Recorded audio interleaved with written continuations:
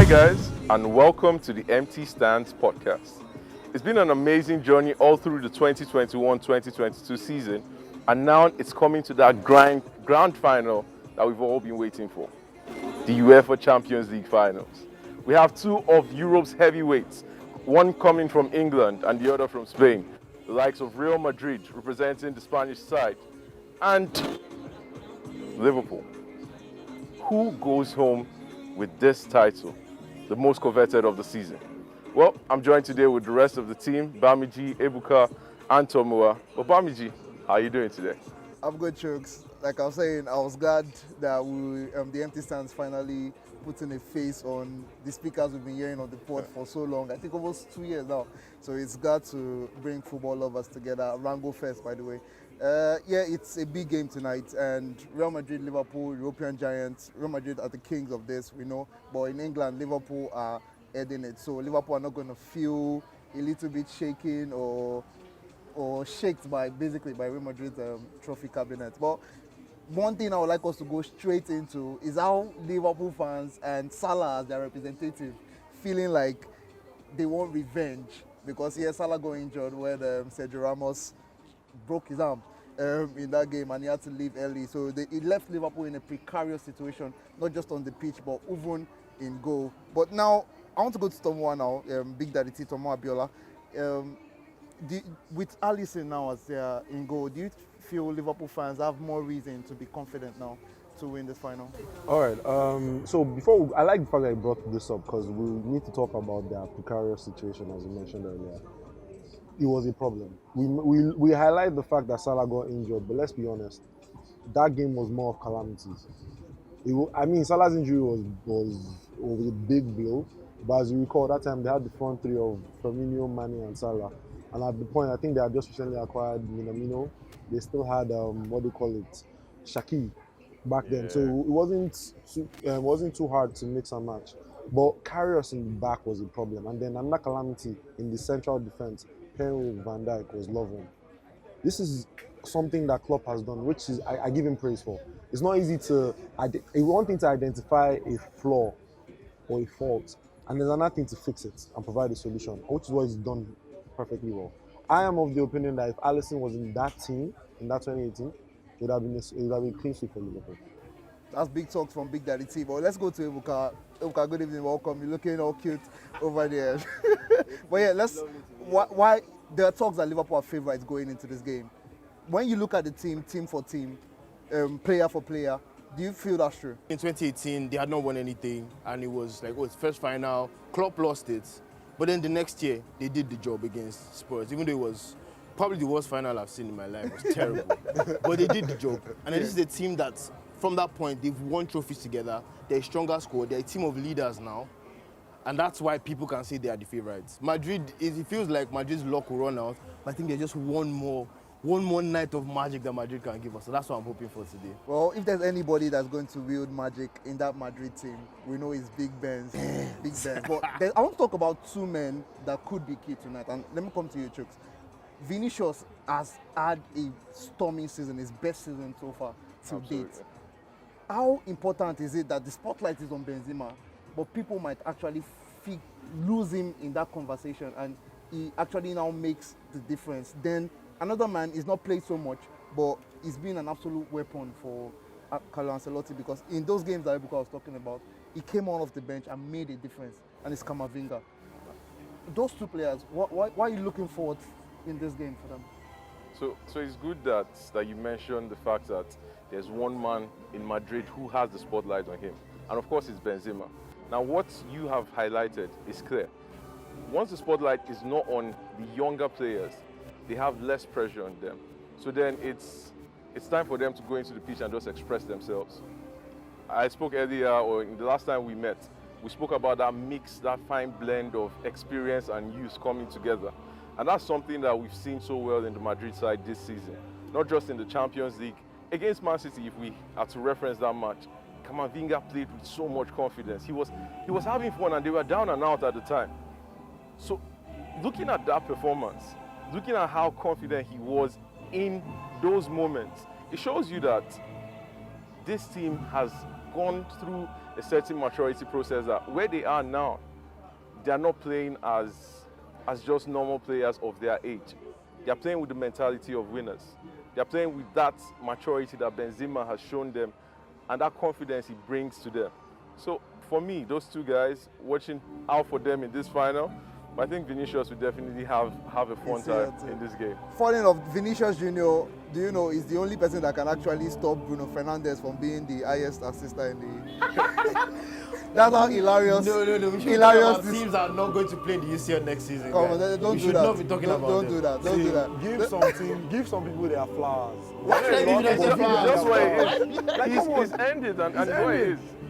West Ham bottled it. You'd have gone to the Conference League, guy. Don't tell me I should give you flowers. Well, we don't care about West Ham or Man City. People say Man City bottled the game against Madrid. But right now we're discussing Madrid, and that's what matters. That's all that matters. You know what matters is on the pitch and what happens. Well, we're live here at the Rango Fest, and it's the first time we're trying to do this, bring people together to watch and just enjoy the game. Thomas, how do you see that, I mean, from the empty stands, you being a TSL representative in this conversation? So, empty stands, TSL, we are all after the same thing at the same time. Because the truth be told, we're all just sports enthusiasts. I have a 95. People are surprised by that, which is funny. And I'm like, look, my 95 pays my bills, but sports is the reason I wake up every morning and get out of bed. So this is what we're trying to do. We're bringing a bunch of our friends to the Rango Fest, watch the Champions League, have a party after. Nothing simple, nothing hard. It's been a long week. It's in Lagos, for God's sake. Look at this beautiful weather. Come on. You are dressed for the occasion. I am always dressed for the occasion. No matter what it is, I'm ready. That is on. Funny enough, funny fact, Real Madrid have not lost in the final for the past 7 times. But the last time they lost was in Paris against this same opponent. So will history strike twice again? Let's go into tactics. Let's go where the game will be won. Ebuka, let me go to you. Where would the game be won today? Football games are always won in midfield. It's going to be a tough battle. But then we have two teams that are very exceptional in attack. And it's going to be a case of who is able to finish off chances. Liverpool this season, they played 2 finals against Chelsea in the Carabao Cup and in the FA Cup. I have to bring in Chelsea because, So I'm just saying. We actually don't have to. No. We don't. Go on. Liverpool won both games on penalties while not scoring any goal in 120 minutes. Now, and they had chances in both matches, in Carabao Cup and FA Cup final, but they were not clinical enough. So that's going to be a thing here. Are they going to be clinical today? Or is it going to be, because we saw especially against Man City, when Benzema gets a sniff, the first leg that Madrid lost, they were down and out. It wasn't looking like anything was going to happen, but just get the ball to Benzema, he would make it happen. If that happens today, it's going to be a problem for Liverpool because you can't have those chances and miss those chances. And we have to also cite Salah's form. Salah has not been the Salah of before. He's still maybe the best player in the world, or he might win the Ballon d'Or if things go in his way. I think it's between him, Mane, Benzema. But they can't afford to miss chances. They have to be clinical. The midfield is going to play a key part, but I think this game is the attackers. The attackers will have the final say. Brilliant. Thomas, there's a conversation I want to bring to you from what Ebuka, thank you so much for that, from what Ebuka said, and he's talking about that Ballon d'Or fight. Obviously, these players know anybody that wins the UCL most likely gets ahead out of those 3. But there's the talk that should he be Mane, because he's been better in the second half of the season for Liverpool. Salah held it down in the first half. But do you feel that Mane has done well enough to be the Ballon d'Or winner if Liverpool win? All right. So if anybody that listens to sports now, they know I'm always quick to pull out the racism card. If Liverpool wins this finals and Mane scores or contributes ahead of Salah, and they still don't give Mane a Ballon d'Or shout, racism. That's it. They don't want a black man to succeed. No. But there's still the argument of stats. No, okay, fine. So, to be fair with you, racist card is always out.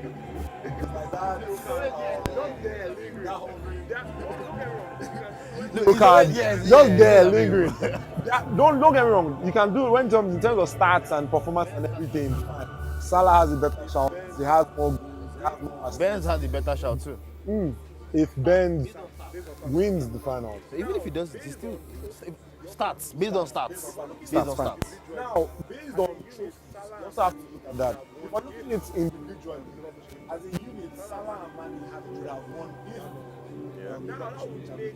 Salah and Mane should have the trophy. Yeah. That's 1-1. Now, I would make it 4 trophies The AFCON. for Sadio Mane because he beat Salah in the AFCON, AFCON. yeah. That has to count for something.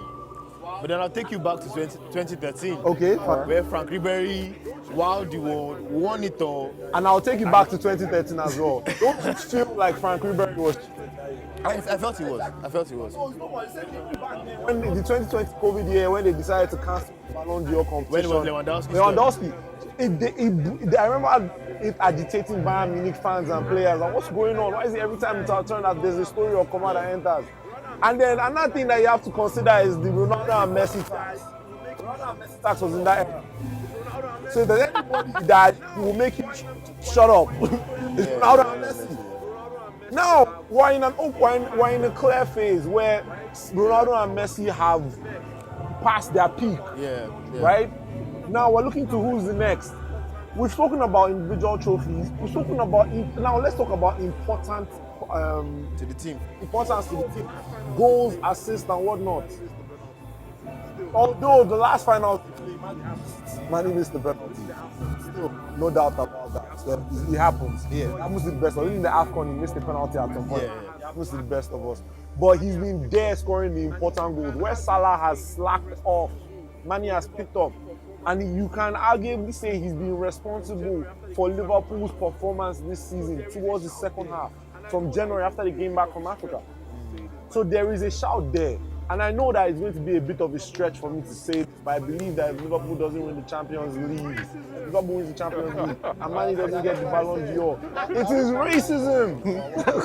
But that's the punchline from Tomiwa. We're approaching just 45 minutes before the game starts. I would like to go around and just get predictions from the guys, because we would like to join the guys over there enjoying themselves for the Rango Fest. I know, but let's try and be objective as possible. Chooks, who's gonna win the game?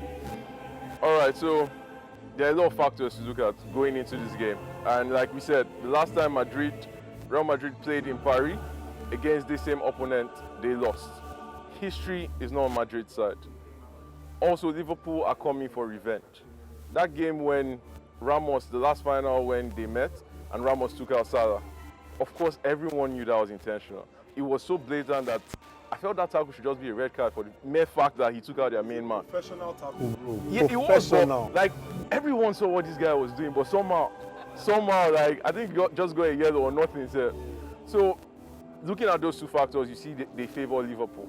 But one thing that we can say that favors Real Madrid going into this, like Ebuka said, is against Paris Saint-Germain, from nowhere they came back. Against Chelsea, same thing. Against Man City in the dying minutes, they came through. Now the spirit of the Champions League this season seems to be on their side. A tough one to call. But for the mere fact that this spirit stands with them this season, I think it just has to go to Madrid. It's unfair for Liverpool, it's unfair for history, but I think it goes to Real Madrid. Wow. Okay, one for Madrid. Chooks says Madrid. Ebuka, why are you saying? So, I'll be honest, I'm a bit sentimental. And I feel like... Okay, I'm very sentimental. And I feel Hazard has to get his flowers. Eddie Hazard just can't go down like that. This is someone that he will be remembered in world football, but he has to be remembered for also being someone that has won the Champions League. Yes, it's going to be like a John Terry moment or a Mendy moment at the World Cup where you don't contribute and then you're just there with the trophy. But Eddie Hazard has to win this. Thibaut Courtois has to win. These guys have, for Courtois, he has been the best keeper this season for Madrid in La Liga as a whole. And I think also in the Champions League. I remember that big penalty save against PSG when Messi missed the penalty. And that was actually a very key moment for Madrid. So I want Madrid to win. I think Madrid will win because, as you said, the spirit of the Champions League seems to be on their side. I don't know how I don't know how it's going to play this time because Liverpool don't really make mistakes. So it's going to be very tough for Madrid, but I think Madrid will win 2-1. That's 2 for Madrid. Okay, let's go to the racism agenda veteran. So, Thomas, no, just chill. Ebuka has told us we've gotten a team that's tireless versus a team that has the spirit of the UEFA Champions League right now. We've seen Liverpool come back from an Ancelotti side in 2005 when Liverpool came back against Milan. Where's your thoughts at? And who's going to win this game? Before I go into that, I was aggressive. You're mad. Your reason is because there are two former Chelsea players. They have to get their flowers, man. They have to get their Bro, flowers. I feel like signing Liverpool because of this. Well, okay, now to answer your question, what Chuk said was fantastic. The spirit of the Champions League is leaning towards Madrid. And let's go back to history. The first time Liverpool and Madrid faced off was 1981. When was still the European Cup, right? And then they won the whole game, 90 minutes, kind of, you know what I mean? Then over the years, they've had different cycles. I remember 2013, where Ronaldo, Big Ben stepped up. You get what I'm saying? Yes. 2018, we already know what happened in 2018. Then I have this year where, I remember like the first episode of the Sports Lounge, we were shitting on Barcelona and Real Madrid. So looking at where they've come from before, like look at Vinicius, because Vinicius was the most almost player in the world. Yeah. Idea. Vinicius would dribble, he would like. Then all of a sudden, in the last 8 months, there's been a total reform. Big Ben's that we never really looked at him as a leader because I mean there was Ronaldo. He said himself that it's not like anything. He's not going to argue. Ronaldo is better than him. So he wasn't trying to drag him with him that year.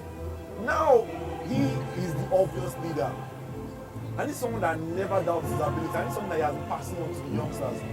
You can see the level of conversation. We've gone all the way from him saying, I think it was Vinicius when he said that, don't pass the ball to him. To him being the one that, he is the one now feeding Benzema the assist and Vinicius the assist. Do you get what I'm coming? This is a complete 360. Camavinga, before to mention Rodrigo. Do you get like Ancelotti has had a game plan? I mean, let me not lie. If this game, Liverpool is winning this game at 60th minute, Rodrigo and Ancelotti just That's the face. does the you know it's about to go down. Camavinga and Rodrigo. Go time. Final 90 plus 8. 3-2. So yeah, for me, I see Real Madrid. It's just for the spirit. Wow, is it clean Madrid? There's the agenda. Thank you, brother. There is the agenda. No other English team has won a treble. Or no other manager has won a treble apart from Sir Alex, yeah. And let's leave it that way. Sure, bro. Let's leave it that way. No, can we call this a treble if they win the treble? Yeah, it is. No, It's like a Mickey Mouse treble, but It's a treble. You need to no, win it's the a treble, English but like league. You need to win the English league, then UEFA Champions League, then one of the domestic Yeah. competitions for it to be called a treble. Okay. But do they have? If they win this, do they have 3? they will have 3 trophies. But like I said, Then- Mickey then- Mouse. Treble. Okay, Mickey Mouse. Okay, so let me get this straight. So it's not a treble. They have 3 trophies. Yes. Okay. Well, guys, that's what we have for today. Thank you so much for being with us. Mr. Rango first. Hey, what's This your guy wants to prediction? Are you escape. whining? I just want Come on. Honestly, the whole house has gone to Madrid, so I mean, So are you going? I don't want to be this. No. Let's Let's go. Like Ebuka said, he doesn't feel. There are a lot of talks that Liverpool are the favourite for this game, but for me, I feel that there are 3 key factors for Real Madrid that will win them the game this night: Benzema, Vinicius, and Ancelotti. His ability to calm down when there's fire burning has pushed Real Madrid to where they are right now. So, and what's funny is because he got this job because he was calling Perez, asking him, what's up, why are you doing after Zidane has left, why are you getting? And Perez offered him the job. Just like that, that's how he got the job. So his experience is going to be key here for Madrid. I see them winning the game, which makes it a complete sweep. Are you guys happy now? You know it's a slap on all of us. If Liverpool win, Let's have it. Let's have we'll take the heat. We'll take the heat. Take us off. Well, so it's what it is. Tonight, the Champions League finals. One winner, one runner-up that no one cares about. Only one winner. Who's he going to be? Will Benzema step up? Will Liverpool step up? Mane rather. Salah. Who is going to stand out tonight? It's a couple of minutes to the game. The lineups are out. Let's head over and watch it. But for now, it's bye from the empty stands.